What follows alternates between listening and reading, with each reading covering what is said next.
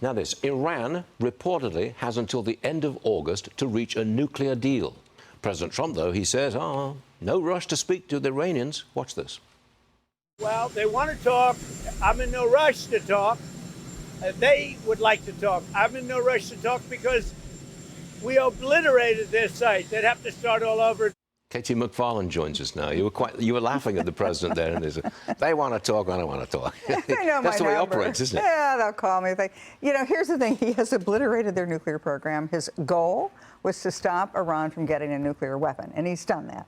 Now, Iran has a choice. They can double down on what they did before, maybe try to rebuild their nuclear program.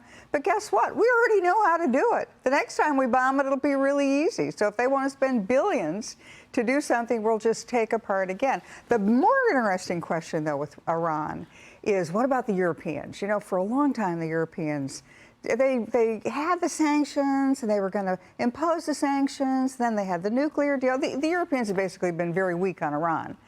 What's happened now is that the Europeans are saying that they might snap back those sanctions if Iran doesn't agree to some kind of a deal. So the Iranians are basically...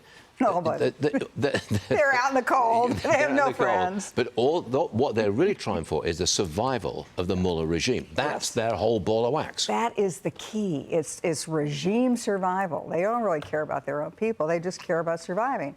And look at the world they're in now. And that was part of the maximum pressure campaign that President Trump and I was involved with in the first term. Squeeze them economically, squeeze them militarily, squeeze them diplomatically, so that what happens is that their economy is in such trouble, they can't get into trouble, in the sense that at the end of the first term, oil prices were $40 a barrel. Iran couldn't sell its oil. Iran was broke.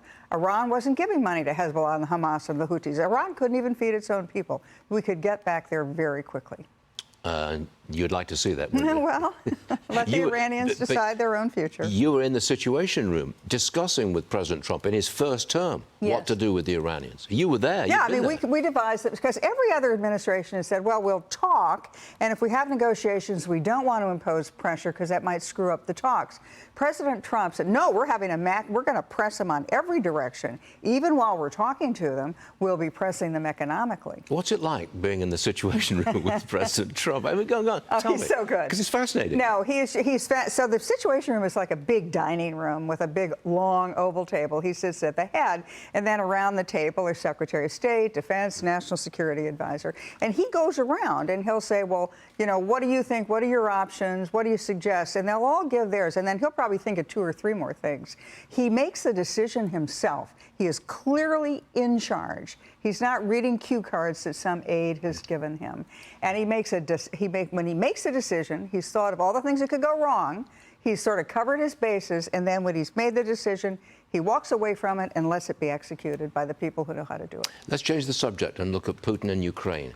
Russia's President Putin, Trump says he may change his mind soon on a ceasefire with Ukraine. That's what our president is saying about Putin. Watch this. Why do you think his opinion will change in 50 days when it hasn't over the last... A lot of opinions change very rapidly. Might not be 50 days. Might be much sooner than 50 days. Do you think Putin's going to change his mind? I think President Trump has a plan, which is he wants to end the Ukraine war, and he's going to go to Plan A, Plan B, Plan C to get it done. Plan A was they both go to the negotiating table, didn't happen.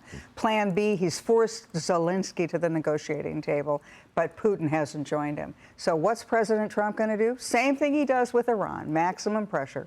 Pressure them economically by secondary sanctions, telling a country, do you want to do business with the United States? If so, you can't buy Iran's oil. And pressure them militarily with aid to Ukraine and helping Ukraine get more lethal weapons. I mean, at the end of the day, the fly on the wall that I would love to be is if the conversation between the United States and India buys Russian oil. And if we are really serious about secondary sanctions and imposing massive sanctions on India if they buy Russian oil, what if we say to India, we have a lot of oil, we have a lot of natural gas, why don't you buy American? And see if there's some switch, some major strategic economic shift that could occur. I mean, that's the kind of thing President Trump would do. That would be called the art of the deal. wouldn't it? Such a deal. What a deal that would be. It's great having you on the show, and it's great having you in New York It's a City. pleasure. Thank you. Good stuff.